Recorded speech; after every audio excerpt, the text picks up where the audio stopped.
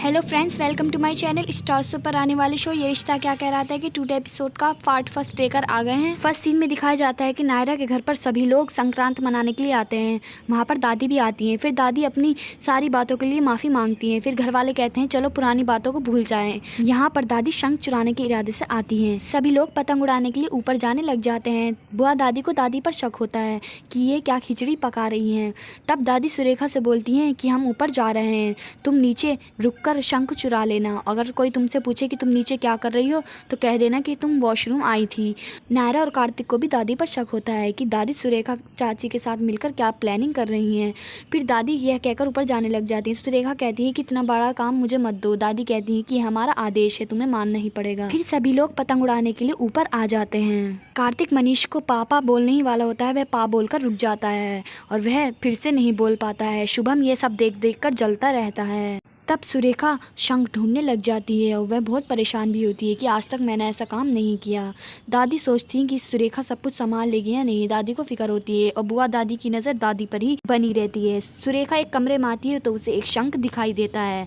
वह सोचती है कि शायद यही शंख है और वह अपने पर्स में डाल लेती है और वह बहुत खुश होती है कि अब दादी मुझसे बहुत ज़्यादा खुश हो जाएंगी। बुआ दादी को पूरा दादी पर शक होता है कि ये कुछ ना कुछ कांड करने के लिए यहाँ पर आई हैं और वह लगातार दादी पर नजर बनाए हुए होती हैं। इनमें दिखाया जाता है कि कार्तिक और नायरा के बीच रोमांटिक मूवमेंट होता है। तभी वहीं पर लवर कुश आ जाते हैं। तब कार्तिक कहता है कि तुम मेरे प्यार के दुश्मन हो। यहीं पर शुभम भी आ जाता है और उनके बीच बहस होने लग जाती है कि राजा का बेटा ही राजा बनता है और वह करण जौहर के शो का भी प्रमोशन करते हैं। सभी लोग अपनी अपनी पतंगे ढूंढने लग जाते हैं। जिसकी जो फेवरेट पतंग होती है वह लोग अपनी पतंग ले लेते हैं। दादी इसी बारे में सोचती रहती है कि बस सुरेखा ने वह शंख चुरा लिया हो और बुआ दादी की नजर दादी पर ही बनी रहती है। कार्तिक फिर मनीष के पास जाता है। वह पूरी कोशिश करता है कि वह पापा बुला ले, पर वह वहाँ पर भी पाप बोलकर रुक जाता है और वह कह देता है कि मैं पापड़ लाया था, तुम खा लो।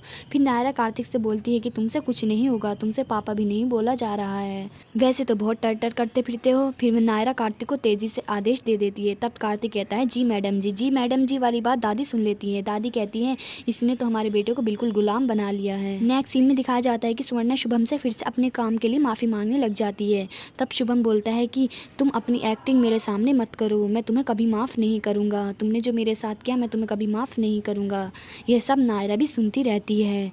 फिर सुरेखा ऊपर आती है। सुरेखा कहती है माँ जी मैंने शंख चुरा लिया और वह दादी को शंख दिखाने लग जाती है। तब दादी सुरेखा को फिर से डांटती हैं कि ये वे वाला शंख नहीं है, 180 साल पुराना वाला, ये तुम साधारण शंख उठा लाई हो। फिर दादी कहती हैं कि हमें ही कुछ करना पड़ेगा अब। फिर सभी लोग पतंग उड़ाने की तैयारी में होते हैं। शुभम कार्तिक को देख देख कर जलता रहता है। फिर दादी सोचती हैं कि जैसे ही सबकी आंख बचेगी मैं नीचे चली जाऊंगी और शंख चुरा लूंगी। दादी जाने की फिराक में होती है। तभी सभी लोग दादी को रोक लेते हैं और नायरा भी रोक लेती है। नेक्स्ट सीन में दिखाया जाता है कि आर्यन कार्तिक के पास आता है। वह उससे बोलता है कि एक पतंग कंपटीशन हो जाए हम दोनों के बीच, अगर मैं जीता तो जो मैं मांगूंगा वह तुम्हें देना पड़ेगा। तब कार्तिक भी हाँ बोल देता है कि अगर मैं जीता तो तुम्हें माँ को एक चांस और देना पड़ेगा। आर्यन अपनी शर्त नहीं बताता है कि अगर वह जीतेगा तो उससे क्या मांगेगा। आर्यन मन मन में सोचता है अगर मैं जीत गया तो मैं तुझसे ये मांगूंगा कि तू पापा के कभी भी करीब ना जाए। नेक्स्ट सीन में दिखाया जाता है कि दादी यही सोचती रहती है कि बुआ दादी तो हम पर नजर बनाए हुए हैं, हम कैसे शंख लेने नीचे जाएं। तभी वहीं पर लव कुश आ जाते हैं। लव कुश से धोखे से बुआ दादी के कपड़ों पर जूस गिर जाता है। बुआ दादी नीचे चली जाती हैं धोने के लिए और दादी को भी एक मौका मिल जाता है कि वह भी नीचे जाकर शंख चुरा लें। फिर नायरा सभी लोगों को बता देती है कि एक पतंग कंपटीशन हो रहा है। तब मनीष कहता है ये पतंग कंपटीशन क्यों, हम ऐसे ही पतंग उड़ा लेते हैं।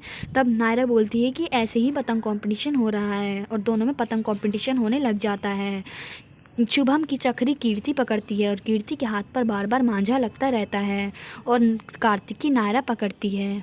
बुआ दादी नीचे अपना साड़ी साफ करने के लिए नीचे आने लग जाती हैं और तभी दादी भी नीचे आने लग जाती हैं शंख चुराने के लिए। नेक्स्ट सीन में दिखाया जाता है कि शुभम और कार्तिक में दोनों में कंपटीशन होता रहता है। तब कीर्ति के हाथ पर बहुत मांझा लगता रहता है। तब नक्श आकर उससे चक्री ले लेता है। वह कहता है कि तुम पतंग की चक्री मत पकड़ो।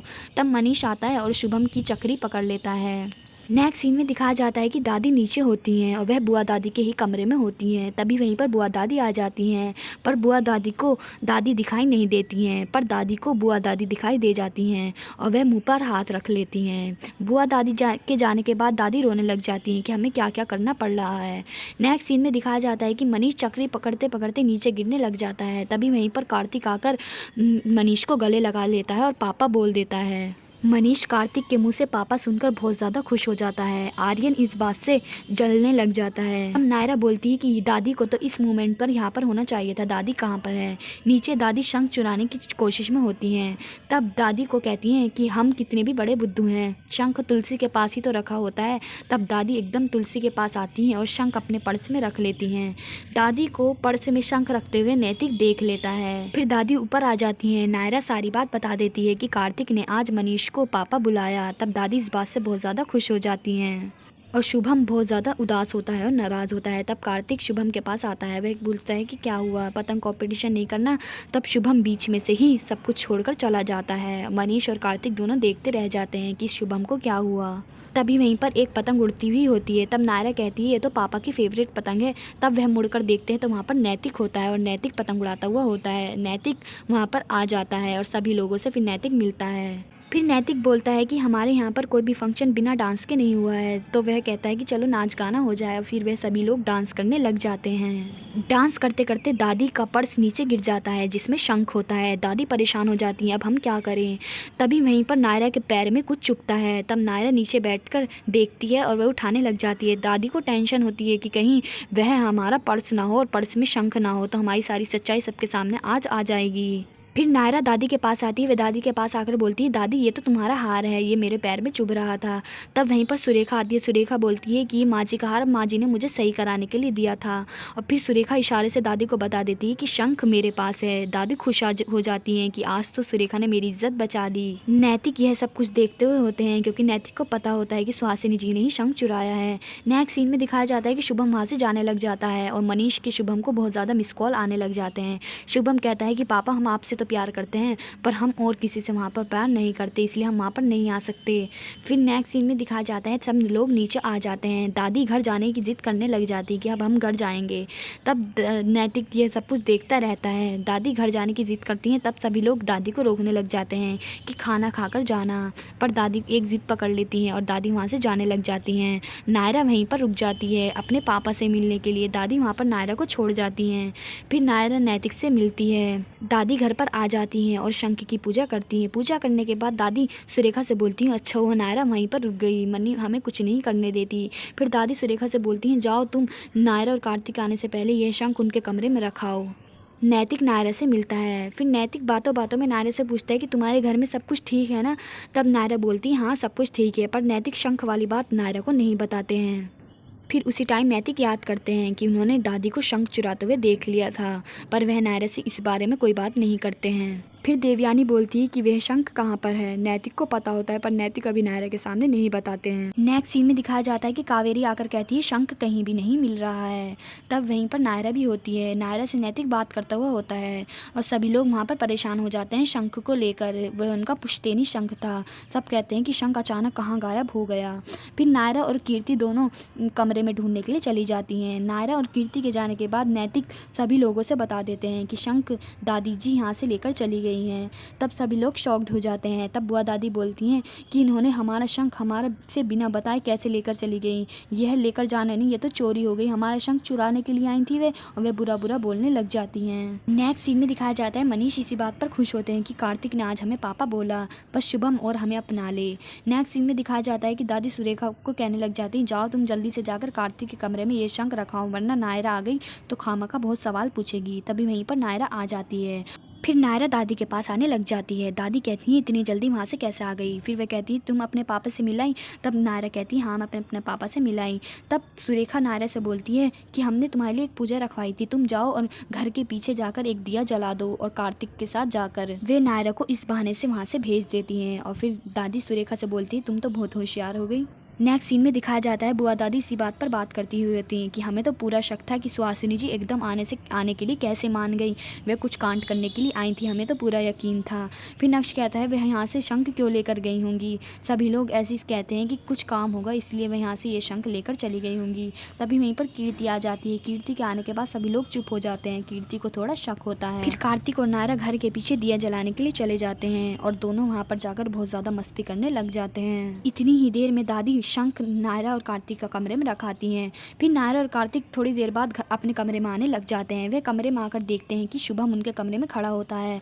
शुभम वहाँ पर शंख ढूंढ रहा होता है। शुभम को शंख मिल जाता है। शुभम सोचता है कि सबको कार्तिक की फिक्र है, दादी ने कितना कुछ किया कार्तिक के लिए, उन्हें दादी का सारा प्लान पता होता है। फिर नायरा और कार्तिक शुभम से आकर पूछते हैं कि तुम हमारे कमरे में क्या कर रहे हो। शुभम कोई बात नहीं बताता है। वे कहता है कि अब हम तुम्हारे कमरे में भी नहीं आ सकते क्या। फिर वह यहाँ से बोलकर चला जाता है। तब नायरा कहती है कि वह मन मन में घुट रहा है, अभी हमें उससे जाकर पूछना चाहिए उसे क्या प्रॉब्लम है। तब नायरा नीचे आती है और शुभम से पूछती है कि तुम्हें क्या प्रॉब्लम है, बताओ तुम कमरे में क्यों आए थे और तुम्हारे मन में क्या है। और वह नायरा ऐसे सवाल करने लग जाती है। तब शुभम चीख चीख के बोलने लग जाता है और गुस्से में आ जाता है। फिर सभी लोग वहाँ पर आ जाते हैं उन दोनों की लड़ाई की आवाज़ सुनकर। फिर शुभम चीख चीख के वहाँ पर बोलने लग जाता है और नायरा और शुभम में दोनों में लड़ाई होती है। ऐसे करने में ही शुभम के हाथ से वह शंख नीचे गिर जाता है। शंख के गिर जाने के बाद दादी चोर भोर हो जाती हैं और दादी टेंशन में आ जाती हैं, अब क्या होगा। फिर नायरा बोलती है ये तो हमारा पुश्तैनी शंख है, तुम्हारे पास कैसे आया। नायरा शुभम से सवाल करने लग जाती है, तुमने हमारे घर से यह शंख क्यों चुराया है। तब शुभम बोल देता है कि यह शंख हमने नहीं चुराया, यह दादी और चाची ने चुराया है। तब नायरा कहती है कि तुम दादी पर इल्ज़ाम लगा रहे हो, दादी ऐसा क्यों करेंगी। नायरा ऐसे ही दादी के पक्ष में बोलने लग जाती है, पर कार्तिक दादी के चेहरे से समझ जाता है कि यह काम दादी ने ही किया है। तब कार्तिक नायरा को रोकता है कि नायरा रुको। फिर कार्तिक कहता है कि यह शंख दादी ने ही चुराया है। तब नायरा कहती है कार्तिक तुम खामखा दादी पर शक कर रहे हो, यह दादी ने नहीं चुराया, दादी ऐसा काम नहीं कर सकती। इस पार्ट में सिर्फ इतना ही। इस वीडियो का सेकंड पार्ट हम थोड़ी देर में पोस्ट करेंगे। Thank you.